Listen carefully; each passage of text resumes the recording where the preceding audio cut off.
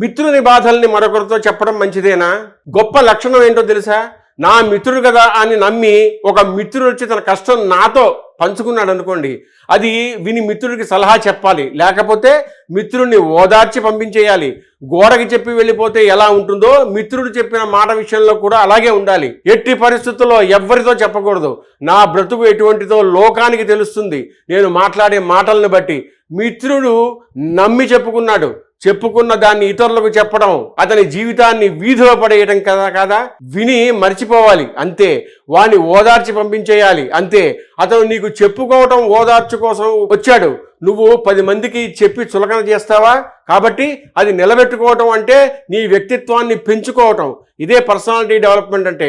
ఈ విషయం మహాభారతం ఆరణ్య పర్వంలో ధర్మవ్యాధుడు కౌశికుడితో స్వయంగా అన్న మాటలు ఇవి. ఈ విషయం తెలుసా? ధర్మవ్యాధుడు మాంసం అమ్మేవాడు. ధర్మవ్యాధుడు 4వ వర్ణం వాడు. అందరూ జై శ్రీరామ్ అని కమెంట్ పెట్టండి. పెళ్లి సంబంధాల కోసం మా టెలిగ్రామ్ ఛానల్ మ్యాట్రిమోనీ ఇండియాలో జాయిన్ అవ్వండి.